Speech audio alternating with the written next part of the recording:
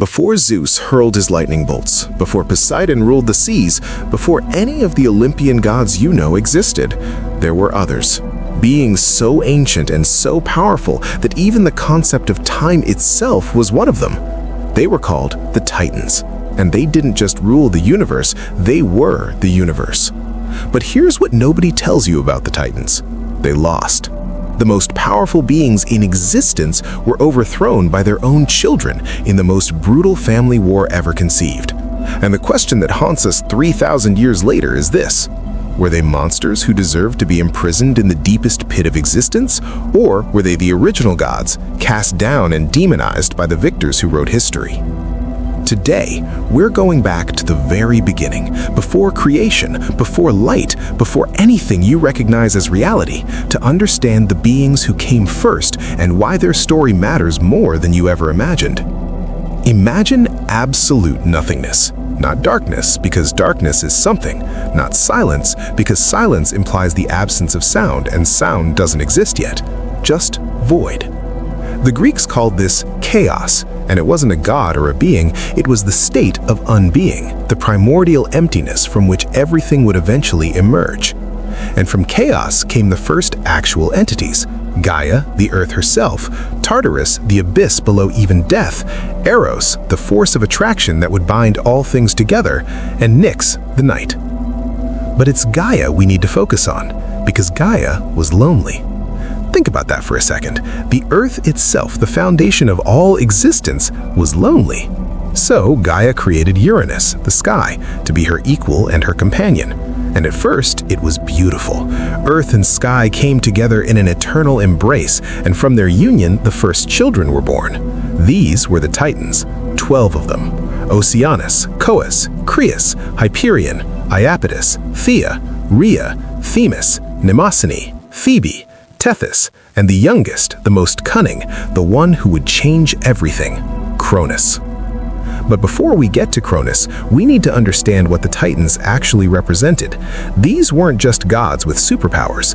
They were fundamental forces of the cosmos given consciousness and form. Oceanus was every body of water in existence. Hyperion was light itself, the sun before the sun. Mnemosyne was memory, the concept that past moments could be preserved and recalled. Themis was divine law and order. These beings weren't ruling over nature, they were nature.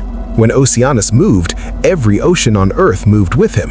When Hyperion chose to withhold his light, darkness consumed everything. The Titans were raw, primal, unimaginable in their scope, and they were only the first generation. But here's where the story takes its first dark turn.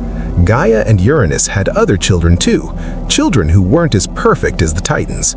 The Cyclops, one-eyed giants who would later forge Zeus's thunderbolts. The Hecatoncheires, 100-handed monsters with 50 heads each, beings of such chaotic power that they terrified even their parents.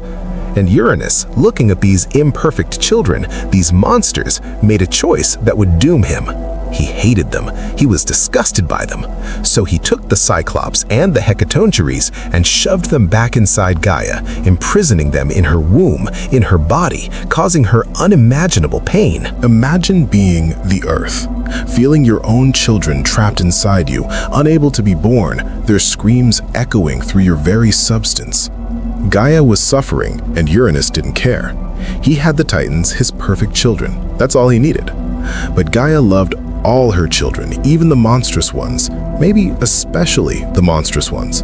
So she devised a plan. She created a weapon from her own substance, a sickle made from the hardest material in existence, adamantine, and she went to her Titan children and asked them a simple question: which of you will help your mother? Most of them refused. They were too afraid of their father. Uranus was the sky, all-encompassing, all-seeing, always there. How do you fight something like that? But Cronus, the youngest, stepped forward. There's debate among scholars about why. Some say it was love for his mother. Others say it was ambition, a hunger for power that was already growing in him. Whatever the reason, Cronus took the sickle and he waited. He waited until night, when Uranus descended to embrace Gaia as he did every evening, spreading himself over her. And then Cronus struck. The myth tells us that Cronus castrated his father with the adamantine sickle. Let's pause on the brutality of that for a moment. This wasn't just an attack, it was a symbolic severing of creation itself. Uranus had used his ability to create life as a tool of oppression, imprisoning his own children. So Cronus took that ability away. Where Uranus's severed flesh fell into the sea, it created foam, and from that foam would eventually be born Aphrodite, the goddess of love and beauty, born from an act of violence. And where his blood fell onto Gaia, it spawned the Furies, goddesses of vengeance, who would hunt down oathbreakers and those who committed crimes against family. Even in his mutilation, Uranus was creating, but now his creations reflected pain and retribution. Uranus withdrew to the upper atmosphere, wounded and powerless, and before he retreated, he cursed Cronus. He told his son that he too would be overthrown by his own children, that the cycle of violence Cronus had begun would consume him as well. Cronus laughed at the curse. He had won. He was king now, and the age of the Titans truly began. Under Cronus's rule, the universe entered what later Greeks would call the Golden Age. Cronus freed his siblings from their fear of Uranus and established himself as the king of the cosmos. He married his sister Rhea, the titaness of fertility and motherhood. Oceanus and Tethys created the rivers and streams of the world, weaving water through every corner of existence. Hyperion and Rhea gave birth to Helios the sun, Selene the moon, and Eos the dawn, providing the world with light and the passage of time. Coeus and Phoebe brought forth Leto and Asteria, who would become important in the next generation. The Titans shaped reality, carved out the foundations of what would become the world we know. But Cronus never forgot his father's curse. As his power grew, so did his paranoia. When Rhea became pregnant with their first child, Cronus heard the prophecy again, whispered in his mind like poison. One of your children will overthrow you, just as you overthrew your father. The cycle will continue. You are not safe. You will never be safe. And Cronus, in his fear, made the same mistake his father had made. He decided to destroy his children before they could destroy him. Rhea gave birth to a daughter, Hestia. The moment she was born, Cronus took the infant and swallowed her whole. Not killing her, because these were gods, immortal beings who couldn't truly die. No, he imprisoned her in darkness, in the confines of his own body. Then came Demeter, and Cronus swallowed her too. Then Hera, then Hades, then Poseidon. 5 children, 5 gods, 5 futures erased before they could even begin. And Rhea, who was the goddess of motherhood itself, had to watch her husband devour every child she brought into the world. Imagine that pain. Imagine carrying a child for months, feeling it grow inside you, giving birth, holding your baby for just one moment before it's torn away and destroyed. 5 times. 5 times Rhea endured this. And like her mother Gaia before her, Rhea reached a breaking point.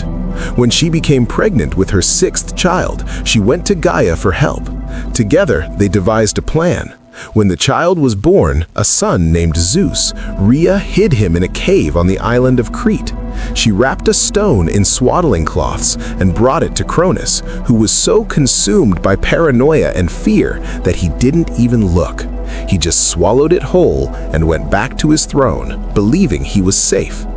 Zeus grew up in secret, raised by nymphs and fed on honey and the milk of a magical goat named Amalthea. The Curates, warrior priests, clashed their shields and spears outside the cave to mask the sound of the baby's crying. The future king of the gods spent his childhood hidden, protected, prepared for the destiny that awaited him. And when he was grown, when he was strong, Zeus returned. He went to Metis, the titaness of wisdom and cunning, and asked her for help. Metis gave him a mixture, a potion that would cause Cronus to regurgitate everything he had swallowed. Zeus confronted his father, and through trickery, he got Cronus to drink the mixture. The king of the Titans immediately began to vomit. First came the stone, then Poseidon, then Hades, then Hera, then Demeter, then Hestia. 5 fully grown gods, imprisoned for years or decades in darkness, emerged furious and ready for vengeance. And Zeus looked at his father and declared war. This is where the story explodes into something unprecedented in scale. The war between the Olympians and the Titans, known as the Titanomachy, lasted 10 years. 10 years of reality-shattering combat. Think about what that means. These weren't humans with swords and shields. These were cosmic forces fighting for supremacy over existence itself. When Zeus threw his lightning bolts, mountains shattered. When Poseidon struck the earth with his trident, tsunamis consumed coastlines. When the Titans fought back, the very fabric of the universe trembled. But here's what's fascinating and often overlooked. Not all the Titans fought against the Olympians. Oceanus, the eldest, remained neutral, recognizing that this was a new age and that fighting against it was futile. Themis, the Titaness of divine law, joined Zeus's side, understanding that justice required change. Prometheus and his brother Epimetheus, sons of the Titan Iapetus, fought with Zeus, seeing the future more clearly than their elders. This wasn't a simple battle of good versus evil. It was a generational war. Old order versus new, tradition versus change, fear versus hope. Zeus knew that even with his siblings, even with the Titans who had defected to his side, he couldn't win through strength alone. So he did something brilliant and terrible. He went to Tartarus, that primordial abyss beneath even the underworld, and he freed the prisoners that Uranus had first imprisoned there, the Cyclopes and the Hecatonchires, the 100-handed giants, beings of pure destructive chaos. In gratitude, the Cyclopes forged weapons for the 3 brothers, lightning bolts for Zeus, a trident for Poseidon, and a helmet of invisibility for Hades. And the Hecatonchires, they became weapons themselves, each able to hurl 100 boulders at once, an unstoppable barrage that even the Titans couldn't withstand. The final battle took place on Mount Othrys, the Titan stronghold. The earth burned, the sky cracked, reality itself seemed ready to collapse under the weight of such cosmic violence. And in the end, the Olympians won, but victory came with a choice. What do you do with beings who can't be killed, who represent fundamental aspects of reality that can't simply be erased? Zeus made a decision that would define him and his reign forever. He cast the defeated Titans into Tartarus, into that same prison where Uranus had once thrown the Cyclopes. The Hecatonchires became their jailers, ensuring they could never escape. But think about what this means. The mountains, the light, the oceans, the very concept of memory itself, all imprisoned in darkness. The Titans weren't destroyed because they couldn't be destroyed. They were buried, hidden away, locked in an eternal prison for the crime of being on the losing side of a war. And here's where the story gets even more complicated, where the moral waters become impossibly muddy. Was Zeus liberating the universe from tyrants, or was he simply replacing one tyrant with another? Cronus had imprisoned his children out of fear. Zeus imprisoned his uncles and aunts for fighting to keep their power. Different reasons, same result. There's a Titan we haven't talked about yet, and his story reveals something crucial about this whole saga. His name was Prometheus, which means forethought, the ability to see the future. Prometheus had sided with Zeus during the war, but afterward he looked at what Zeus was building, this new order where gods ruled from Olympus and humans suffered on earth without fire, without knowledge, without hope, and Prometheus couldn't accept it. So he stole fire from the gods and gave it to humanity. Not just literal fire, but the metaphorical fire of knowledge, of civilization, of the ability to challenge the gods themselves. Zeus's punishment for Prometheus was arguably worse than what he'd done to the other Titans. He chained Prometheus to a rock in the Caucasus Mountains and sent an eagle to eat his liver every day. And because Prometheus was immortal, his liver would regenerate every night, only to be devoured again the next day. For thousands of years, this cycle continued. One of the beings who had helped Zeus win the war, who had seen the future and chosen the winning side, suffered endlessly because he showed compassion to humans. This is the God you're supposed to worship as just and wise. The story of the Titans forces us to ask uncomfortable questions. Who decides which generation has the right to rule? When is revolution justified, and when does it simply perpetuate the same cycles of violence? Uranus oppressed his children, so Cronus overthrew him. Then Cronus oppressed his children, so Zeus overthrew him. Zeus promised to be better, to rule with justice, but his reign began with mass imprisonment, and he later tortured his former ally for showing mercy. Where in this cycle does it end? Or does it ever end?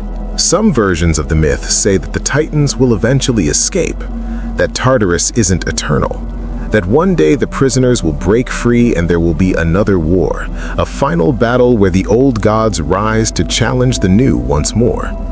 But other versions say that Zeus eventually released some of the Titans, recognizing that you can't imprison fundamental forces forever.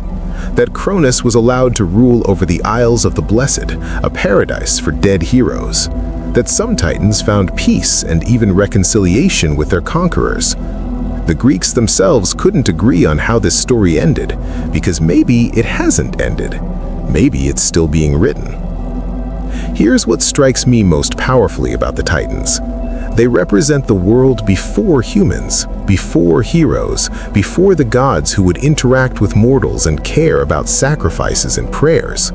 The Titans were magnificent in their indifference.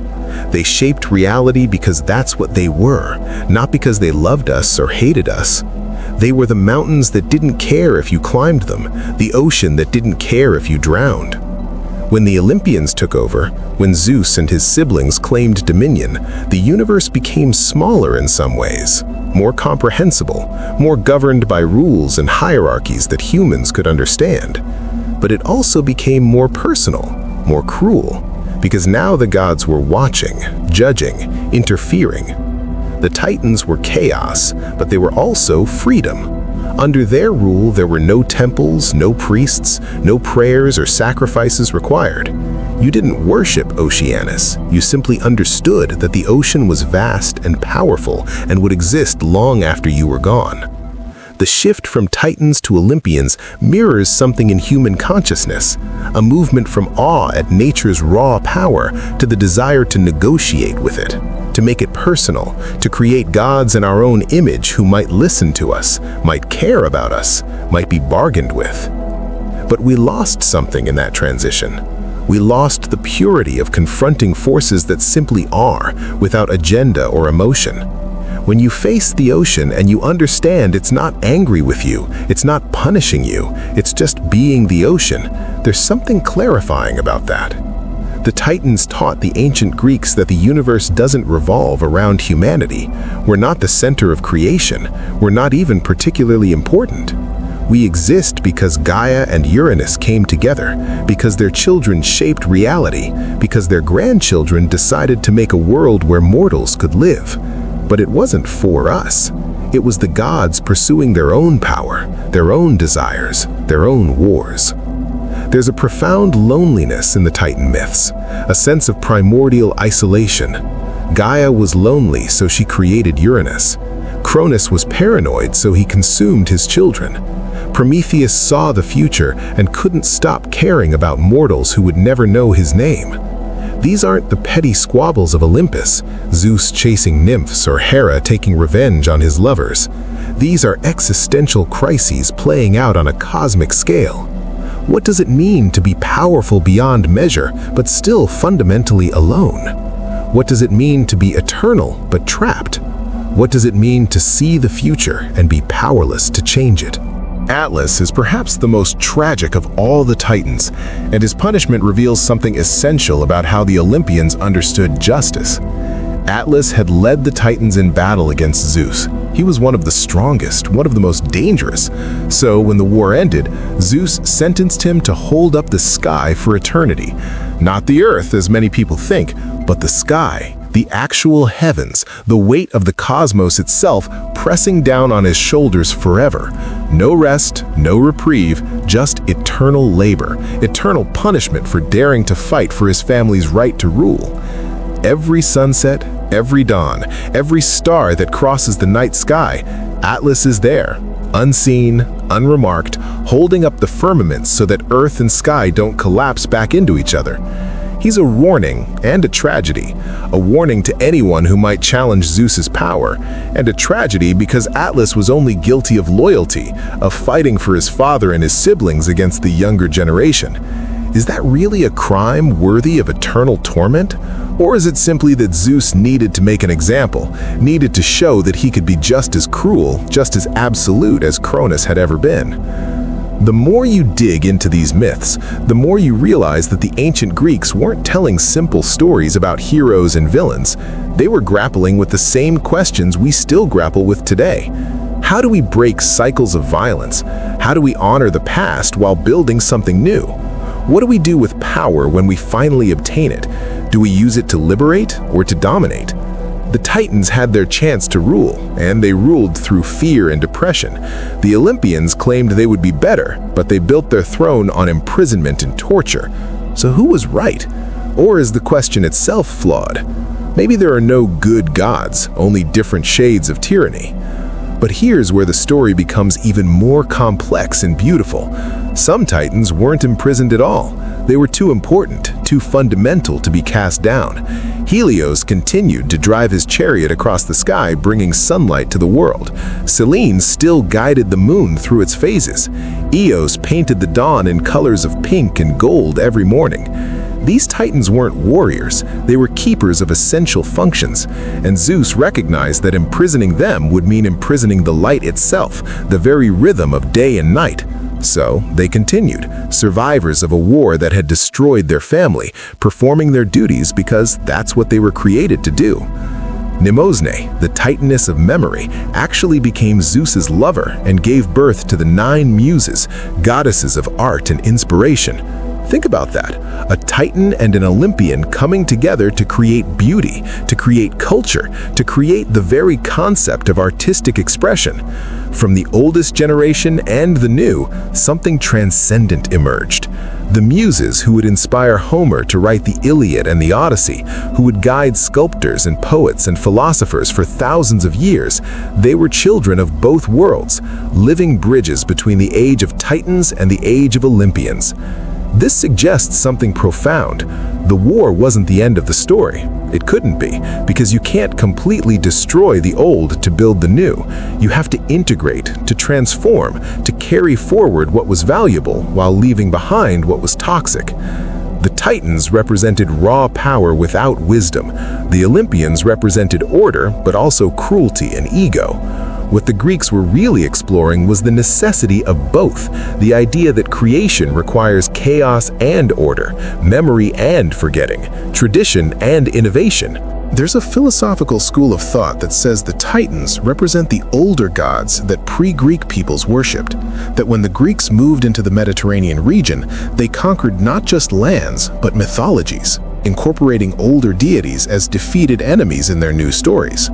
If that's true, then the Titanomachy is really a metaphor for cultural genocide, for the way conquerors rewrite history to make themselves the heroes and their predecessors the villains. It's colonialism encoded in mythology, and it's happening in every culture, in every age, including our own. We do this constantly. We look at the previous generation and think they did everything wrong, that we'll be better, wiser, more just. And maybe we are in some ways. But we also carry forward our own cruelties, our own blind spots. We imprison different things, new things, and we tell ourselves it's necessary, that it's justice, that history will vindicate us. Zeus believed he was liberating the universe from tyranny, but Cronus probably believed the same thing when he castrated Uranus. Every generation thinks they're the good guys. So what do we take from the Titans? What does this ancient, violent, tragic story teach us that we can actually use? I think it's this. Power is a cycle, not a destination. Every king was once a rebel. Every rebel, if they win, becomes a king. The throne doesn't change people as much as it reveals what they were always capable of. Cronus wasn't corrupted by power, he was always afraid, and power gave him the means to act on that fear. Zeus wasn't ennobled by victory, he was always willing to use extreme measures to protect himself, and kingship gave him the authority to call those measures justice. The Titans also teach us about sacrifice and what we're willing to bury to build something new. Every civilization is built on layers of forgotten civilizations. Every new idea is built on discarded old ones. We're all standing on graves we don't even know exist, imprisoned voices that once spoke truths we've chosen to forget. The Titans in Tartarus are every indigenous culture erased by colonizers, every woman's voice silenced by patriarchy, every worker crushed beneath the machinery of progress. They're the cost of what we call civilization, and whether that cost was necessary or justified is a question each of us has to answer for ourselves. But there's also something hopeful in these myths. The fact that Zeus eventually freed Prometheus, the fact that some Titans continued to serve essential functions, the fact that Titans and Olympians sometimes loved each other and created beauty together. These things suggest that the cycle can be broken, that reconciliation is possible, that the past doesn't have to be eternally imprisoned. It can be honored, integrated, remembered not with fear, but with understanding. The ancient Greeks told stories about the Titans to explain thunder and earthquakes, to justify their religious practices, to understand the origin of the world. But we tell these stories for different reasons now. We tell them because they map onto our own experiences of generational conflict, of revolutionary change that doesn't quite deliver what it promised, of power corrupting even those who once fought against corruption. We tell them because 3,000 years later, we're still children of both Titans and Olympians, carrying both chaos and order inside us, trying to figure out how to honor the past without being trapped by it, how to build the future without repeating the same mistakes. So here's my question for you, and it's the question these myths have been asking for millennia. What are you imprisoned? What Titans are locked in the Tartarus of your own mind? The old ways of thinking, the ancestral traumas, the outdated beliefs that once served a purpose but now just take up space in darkness? And more importantly, what would it mean to free them? Not to let them rule again, but to acknowledge them, to learn from them, to integrate what was valuable and let go of what was toxic. The Titans weren't monsters, even though the victors painted them that way. They were the first attempt at consciousness, at beings powerful enough to shape reality, but not yet wise enough to shape it well. They made mistakes, terrible mistakes, and they paid for those mistakes with eternal imprisonment. But their story reminds us that there's no such thing as a final victory, no last war, no perfect system that will solve all problems forever. There's only the ongoing work of building and rebuilding, of honoring the past while creating the future, of holding the sky on our shoulders and hoping that someday someone will offer to share the weight. The age of the Titans ended, but the Titans themselves never truly died. They're still there, beneath everything, holding up the foundations of reality, sometimes struggling against their chains, sometimes accepting their fate. And maybe that's the most honest thing the Greeks ever admitted about existence, that everything we build is built on something older, something we've tried to forget but can never fully escape. The Titans are still holding up the sky, they're still moving the oceans, they're still carrying the weight of memory and time and light and darkness, and we're still living in the world they made, pretending it belongs to us.